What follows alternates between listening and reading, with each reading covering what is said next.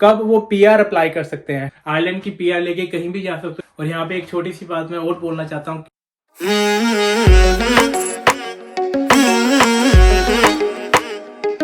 What's the story guys? ਹੋਰ ਕਿਦਾਂ? How are you? I hope ਸਾਰੇ बढ़िया होंगे। Welcome to the new vlog. This is Dhruv।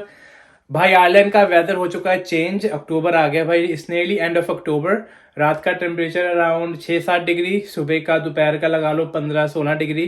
तो टेम्परेचर गिरना शुरू हो चुका है, बहुत ठंड होनी शुरू हो चुकी है। हवा बहुत होती है यार आयरलैंड में। यही सबसे बड़ी प्रॉब्लम है कि हवा, ठंडी हवा, सो विंडी। तो अगर आयरलैंड में इस टाइम न्यू आ रहा है, न्यू आ चुके हैं, तो प्लीज़ अपना ख्याल रखें, अपने बच्चों का ख्याल रखें। तो welcome to the new vlog. आज के व्लॉग में भाई बात करते हैं परमानेंट रेजिडेंस को लेके, पीआर को लेके कि कितने टाइम बाद आपके बच्चे, वाइफ, स्टूडेंट्स वगैरह, वर्क परमिट होल्डर कब वो पीआर अप्लाई कर सकते हैं। ठीक है, और थोड़ा मैं आपको डिटेल में समझाऊंगा कि पीआर का क्या प्रोसेस है आयरलैंड में। एंड कोई भी मेरे चैनल पे न्यू है तो प्लीज़ यार सब्सक्राइब करना ना भूले। तो फिर करते हैं आज के व्लॉग की शुरुआत। तो हाँ जी, सबसे पहले बात करते हैं कि परमानेंट रेजिडेंस, पीआर और सिटीजनशिप में, आयरिश पासपोर्ट में क्या फ़र्क है। दोनों अलग अलग चीज़ें हैं। परमानेंट रेजिडेंस का ये मतलब नहीं है कि आप कहीं भी घूम सकते हो, कहीं भी जा सकते हो, means out of Ireland without visa, जैसे आप अपने आयरिश पासपोर्ट पे कर सकते हो। तो परमानेंट रेजिडेंस का मतलब है कि आपको स्टैम्प 4 दे दी गई है, आपको लॉन्ग टर्म रेजिडेंस आयरलैंड में दे दी गई है on the basis of your मतलब जो भी आप स्टेटस पे रह रहे हो आयरलैंड में, चाहे वर्क परमिट है, चाहे आप डिपेंडेंट हो, जैसे भी हो, या आपके स्पाउस के पास आयरिश पासपोर्ट आ गया है तो आपको पीआर दी जाएगी। तो पीआर और अपना सिटीजनशिप में, दोनों में जमीन आसमान का फर्क है। क्योंकि पीआर में होता है कि आपको स्टैम्प 4 दे देंगे, आपको लॉन्ग टर्म रेजिडेंस दे देंगे, बट आपकी जो भाई नेशनैलिटी है ना, वो ही रहेगी।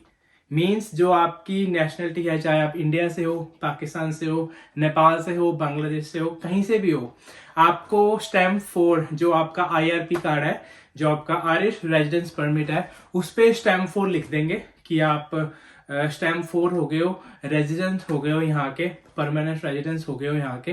बट आपकी जो भाई नेशनैलिटी है ना, वो वही रहेगी। इंडियन हो चाहे इंडियन रहेगी, पाकिस्तानी हो तो पाकिस्तानी रहेगी। उसका ये मतलब नहीं है भाई कि आपको कहीं भी बाहर जाने के लिए, चाहे आप यूके जा रहे हो, यूरोप जा रहे हो, तो आपको वीजा नहीं चाहिए। नहीं भाई, स्टैम्प 4 पे, परमानेंट रेजिडेंस पे, जो आयरलैंड की स्टैम्प 4 है, उस पे आपको वीजा चाहिए होता है, चाहे आप यूके जाओ, यूरोप जाओ। बट हाँ, आपको काम करने की जो परमिशन है आयरलैंड में, वो खत्म हो जाती है। मींस उस पर कोई कंडीशन लागू नहीं होती है।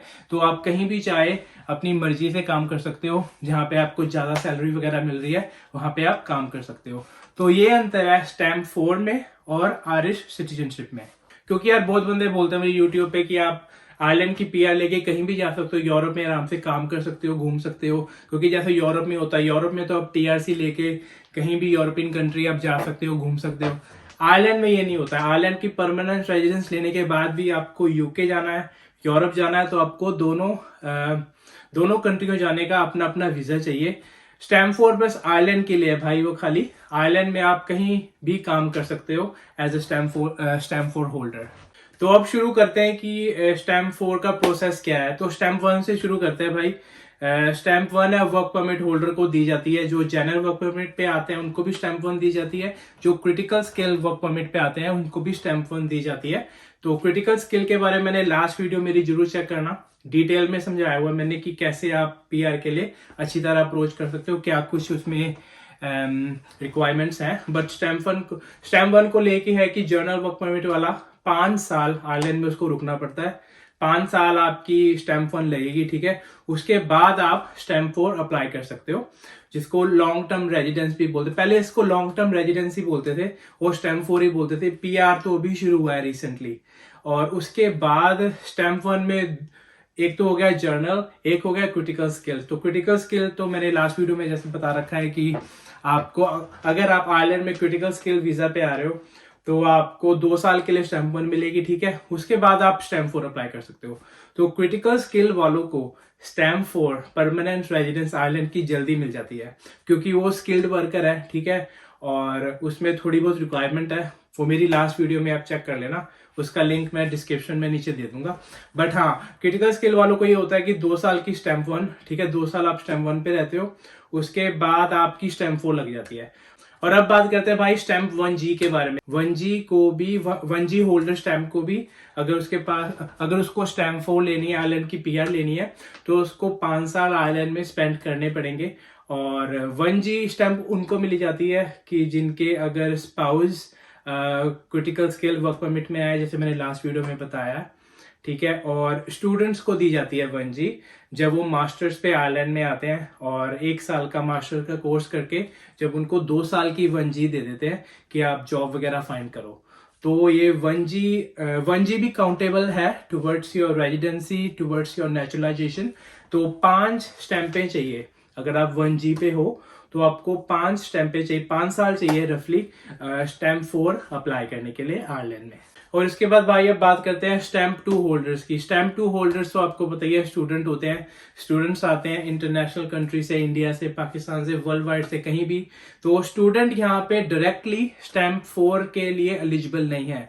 स्टूडेंट को आयरलैंड में स्टैम्प 4 डायरेक्टली नहीं मिल सकती है, क्योंकि स्टैम्प 2 पे जितना वो टाइम स्पेंड करते हैं as a student in Ireland, वो काउंटेबल नहीं है towards their residency, towards their stamp 4। तो उनको स्टैम्प 2 दी जाती है जब तक वो आयरलैंड में पढ़ते हैं, ठीक है। जैसे कोई मास्टर्स पे आता है या कोई बैचलर्स पे आता है, उसके बाद जब उनकी जॉब लग जाती है, ठीक है, जब उनकी जॉब लग जाती है, चाहे वो क्रिटिकल स्किल में है, चाहे वो जनरल वर्क परमिट में है, तब उनकी स्टैम्प 1 चेंज होती है। फिर वहां से उनका प्रोसेस शुरू होता है। स्टैम्प 1 पे 5 साल आपको लगेंगे स्टैम्प 4 लेने के लिए। अगर वही स्टूडेंट स्टैम्प 2 पे आके मास्टर्स में, अगर उसने जैसे 1 साल का कोर्स किया, उसके बाद उसने 1G उसको मिल गई 2 साल के लिए, जॉब मिल गई उसको क्रिटिकल स्किल में, और अगर फिर उसकी क्रिटिकल स्किल में अगर उसको जॉब मिल गई, तो उसको स्टैम्प 4 दी जाती है आफ्टर 2 ईयर्स। तो 24 मंथ, मतलब 24 मंथ हो गए 2 साल में, तो 2 साल के बाद आप स्टैम्प 4 अप्लाई कर सकते हो। बट जितना भी टाइम आपने स्पेंड करा है स्टैम्प 2 पे, स्टूडेंट्स को बोल रहा हूँ कि जितना भी टाइम आपने स्पेंड करा है स्टैम्प 2 पे, भाई वो पीरियड काउंट नहीं होगा टुवर्ड्स योर रेजिडेंसी। तो रेजिडेंसी के लिए स्टैम्प 1 ही काउंट होगी या फिर 1G काउंट होगी 5 साल के लिए। और अब बात करते हैं भाई स्टैम्प 3 होल्डर्स की। स्टैम्प 3 होल्डर्स में जैसे हम आए थे आज से 20-22 साल पहले, तो स्टैम्प 3 होल्डर्स, जो स्टैम्प 3 है वो उनको दी जाती है। जैसे जो जनरल वर्क परमिट पे है, जो स्टैम्प 1 पे है, उन्होंने अपने स्पाउस को, अपनी वाइफ को स्पॉन्सर करना है अपनी होम कंट्री से, तो वो यहाँ पे आती हैं, ठीक है। उनको आराम से वीजा दे जाते हैं, स्पाउस वीजा। फिर बट उनको मिलती है स्टैम्प 3, स्टैम्प 3 मिलती है उनको भी। अगर उनके बच्चे भी हैं साथ में, तो बच्चों को तो अभी अंडर 16 तो कोई स्टैम्प नहीं होती बच्चों की, बट उनका जो वीजा लगता है इंडिया से कहीं अपनी कंट्री से, जॉइंट फादर के बेस पे लगता है, वो भी एज अ डिपेंडेंट ही आते हैं कि आपके जो फादर के पास, आपके स्पाउस के पास स्टैम्प 1 है आयरलैंड में। तो स्टैम्प 3 डिपेंडेंट वो भी काउंटेबल है। जो स्टैम्प 3 की स्टैम्प है डिपेंडेंट की, वो भी 5 साल के बाद, मींस अगर आपने आयरलैंड में स्टैम्प 3 में 5 साल स्पेंड कर लिए, आप स्टैम्प 4 अप्लाई कर सकते हो।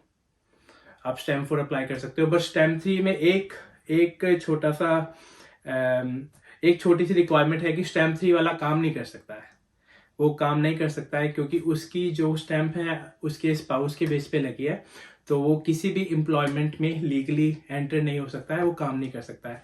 अगर उसको काम करना है स्टैम्प 3 वालों को, तो उसको फिर वही 1G का जो वर्क परमिट है वो अप्लाई करना पड़ेगा डिपार्टमेंट में जाके, मतलब डिपार्टमेंट के थ्रू, तो वो आपको 1G वर्क परमिट देंगे। बट जो क्रिटिकल स्किल वालों को 1G उनकी वाइफ को, स्पाउस को वैसे ही मिल जाता है ऑटोमेटिकली। बट जो जनरल वर्क परमिट पे है, स्टैम्प 1 पे है, उन्होंने अपनी वाइफ को स्पॉन्सर करना है, तो उनको स्टैम्प 3 देंगे। तो उनकी वाइफ, उनके स्पाउस काम नहीं कर सकते आयरलैंड में, बट आप काम करने की परमिशन के लिए अप्लाई कर सकते हो, फिर आपको वो 1G में दे देंगे जहां पे आपकी जॉब लग गई। तो स्टैम्प 3 भी काउंटेबल है भाई। अगर किसी ने काम नहीं करना है, कोई काम नहीं करवाता अपने वाइफ से, तो जो उनकी स्टैम्प 3 है वो पूरे, अगर वो 5 साल हो गए उनको, ठीक है, तो 5 साल के बाद वो स्टैम्प 4 अप्लाई कर सकते हैं।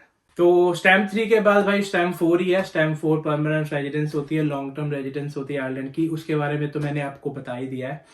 और यहाँ पे एक छोटी सी बात बोलना चाहूँगा कि अगर आपके जैसे अगर आपने चलो आपके स्पाउस के पास क्रिटिकल स्किल वर्क परमिट है, ठीक है, अगर उनके पास स्टैम्प 4 आ गई, ठीक है, तो उसका ये मतलब नहीं है, जैसे 2 साल के बाद उसका ये मतलब नहीं है कि आपकी पूरी फैमिली के पास स्टैम्प 4 आ जाएगी। नहीं, आपको स्टैम्प 4 दी गई है आपके क्रिटिकल स्किल पे, ठीक है। उनके पास वही रहेगी, चाहे वो 1G है 1G रहेगी। बट अगर जैसे आपने आयरिश पासपोर्ट लेना है, ठीक है, नेचुरलाइजेशन के थ्रू जो होता है 5 साल के बाद, तो स्टैम्प 1 वाले भी जो जनरल वर्क परमिट पे है और स्टैम्प 1 वाले भी जो क्रिटिकल स्किल पे है, उनको 5 साल स्पेंड करने पड़ेंगे। जो आयरिश नेचुरलाइजेशन का जो लीगल रेजिडेंस आपको आयरलैंड में 5 साल मतलब 60 मंथ 60 महीने आपको स्पेंड करने पड़ेंगे आयरलैंड में। फिर आप नेचुरलाइजेशन के प्रोसेस में जा सकते हो। फिर आपके पास फिर मतलब आप अप्लाई कर सकते हो आयरिश सिटीजनशिप। और आजकल जो आई थिंक प्रोसेसिंग टाइम है वो 1 साल है। जब आपको 5 साल कंप्लीट हो गए फिर आप वो अप्लाई करोगे, उसकी पूरी एप्लीकेशन है एंड फिर उसको 1 साल लगेगा आने में। जब आपके पास आयरिश पासपोर्ट आ गया, जब आपके स्पाउस के पास आयरिश पासपोर्ट आ गया, तो फिर जो आपकी वाइफ है, चाहे उनके पास स्टैम्प 3 है चाहे उनके पास स्टैम्प 1G है, उनको स्टैम्प 4 दे दी जाएगी। उनको स्टैम्प 4 दे दी जाएगी। लाइक उसी टाइम आप अप्लाई कर सकते हो on the behalf of you कि आपके पास आयरिश पासपोर्ट है। तो जितनी भी डिटेल में मैंने आपको समझाया, आई होप कि आपको समझ आ गया होगा कि स्टैम्प 4 प्रोसेस कैसे आप अप्लाई कर सकते हो। कोई भी सोलिसिटर है, कोई भी इमिग्रेशन सोलिसिटर है यहाँ पे भी, तो वो चार्ज करते हैं आपसे 100-200 यूरो। तो मैंने तो आपको फ्री एडवाइस दी है। होपफुली आपको पसंद आई होगी एंड आपको पता लग गया होगा कि आप कब एलिजिबल हो स्टैम्प 4 के लिए, ठीक है। स्टैम्प 4 वो होती है कि जो आप यहाँ पे जो आपका IRP कार्ड है, जो आपका GNIB कार्ड है, वही कार्ड होगा। वहाँ स्टैम्प 1 की जगह स्टैम्प 2 की जगह स्टैम्प 3 की जगह स्टैम्प 4 हो जाएगी। जब आपको स्टैम्प 4 मिलेगी वही कार्ड रहेगा। तो कार्ड वगैरह कोई चेंज नहीं होता है, कोई स्टैम्प 4 का कोई डिफरेंट कार्ड नहीं है, वही कार्ड है जो आपको फर्स्ट रजिस्ट्रेशन पे मिला था आयरलैंड में। बट आपको हर एक कंट्री जाने के लिए वीजा चाहिए। तो ये थी भाई एक छोटी सी video about PR processing in Ireland, कैसे आप PR ले सकते हो, कैसे अप्रोच कर सकते हो। एंड आई होप आपको आज का व्लॉग इन्फॉर्मेटिव लगा होगा एज यूजुअल। एंड कुछ भी पूछना है तो मेरे इंस्टा पे मुझे मैसेज करिए। तो आज का व्लॉग यहीं एंड करते हैं एंड मिलते हैं जल्दी एक न्यू वीडियो के साथ, एक न्यू व्लॉग के साथ। टिल देन टेक केयर, चाओ।